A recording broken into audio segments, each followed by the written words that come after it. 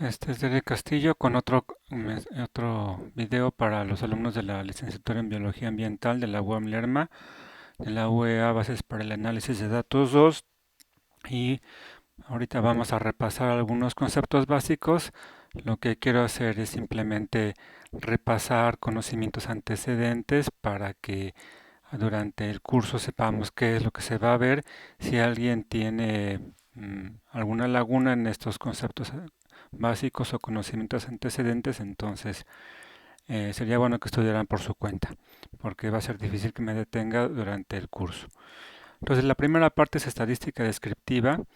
En esta primera parte, lo que más me importa es el concepto de media, varianza y covarianza. Y por supuesto muchas otras cosas, pero em, la idea es que, por ejemplo, para el primer tema que es correlación, vamos a ver la correlación basada, por ejemplo, en varianza y covarianza. Entonces tiene sentido que repasemos estos conceptos básicos.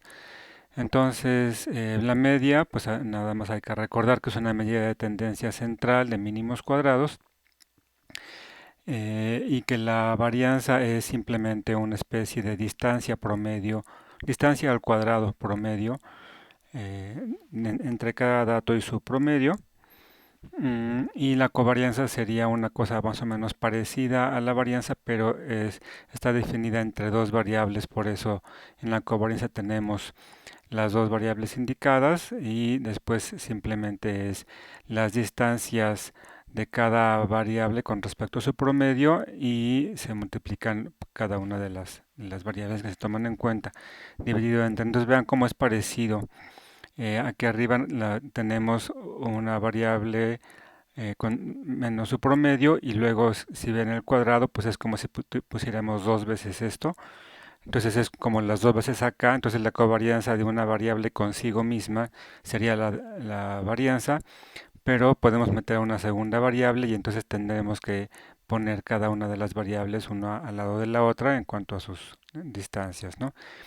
Entonces, eso es con respecto a la estadística descriptiva. La otra parte que tenemos que repasar es estadística inferencial. Entonces, aquí lo que me interesa es repasar las pruebas de hipótesis. ¿Por qué? Porque son muy frecuentes.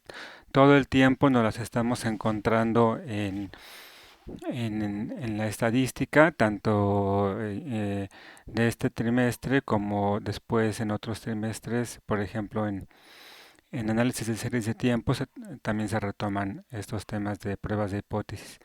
Entonces hay dos ejemplos que son como muy de recordar, que es el AT de Student y el análisis de varianza, porque se ocupan muchísimo en la investigación comparativa. Entonces, en los ejes integradores, en los proyectos terminales, en los artículos científicos, libros, etcétera, se encuentran mucho las pruebas de hipótesis tipo T de Student y tipo análisis de varianza.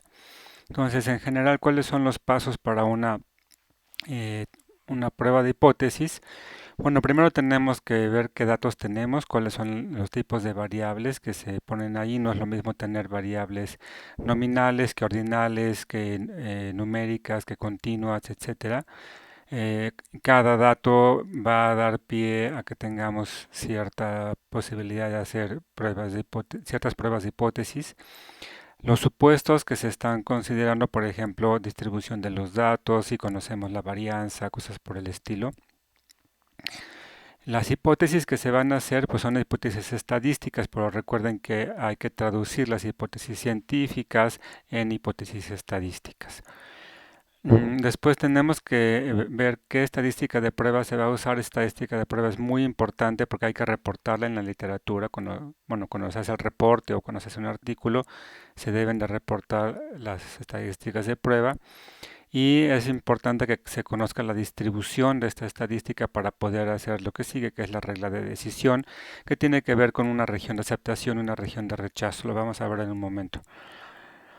Tenemos que calcular la estadística de prueba y con base en la regla de decisión tomar una decisión estadística que simplemente tiene que ver con las hipótesis que se han realizado. Entonces se puede aceptar o rechazar la hipótesis.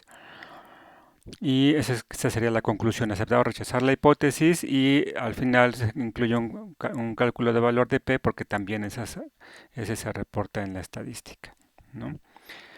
Entonces, las hipótesis vale la pena verlas por separado. Tenemos dos, la hipótesis nula y la hipótesis alternativa. Y me gustaría que repasáramos rapidísimo que la hipótesis nula refleja que no hay efecto en la hipótesis científica. Entonces, si estoy diciendo que mi hipótesis científica es que va a haber más diversidad en zonas húmedas que en zonas secas, ¿no? Entonces la hipótesis nula me va a decir que eso no ocurre y la hipótesis alternativa va a decir que eso sí ocurre. Y hay que recordar que lo único que podemos probar es hipótesis nula.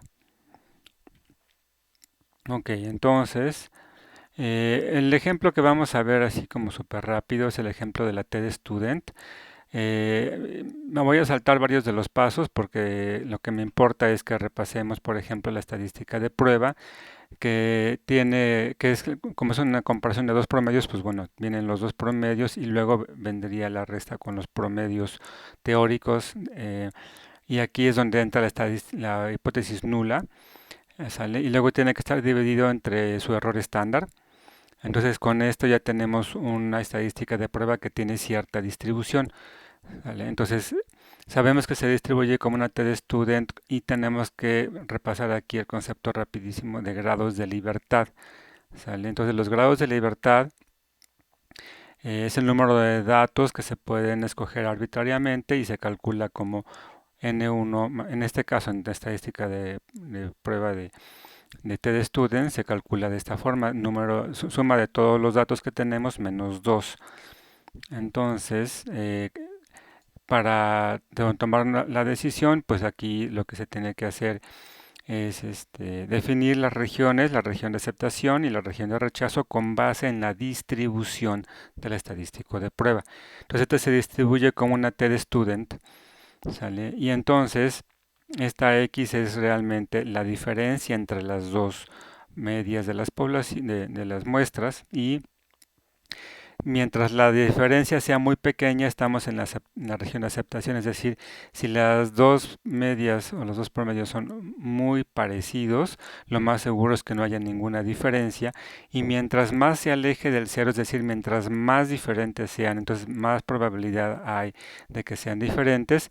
Y lo que se hace es que se dibuja entonces una región de aceptación que tiene que ver con el 95% de la distribución. Bueno, puede ser 95, 99 o 90% de la distribución, ¿no? Entonces aquí puede ser, por ejemplo, 95% de la distribución en medio, esta zona blanca, y las zonas rojas serían el 0.025 de cada lado para que juntas sean el 0.05, que es lo que le faltaba para que toda el área bajo la curva sea la unidad. Entonces, lo único que se hace pues es buscar los percentiles 0.975 y 0.025 en la distribución de TD-Student para encontrar los valores de límites donde cambiamos de la región de aceptación a la región de rechazo. Ese es como el repaso más elemental de lo que vamos a ver en estadística 2. Y con eso termino el video.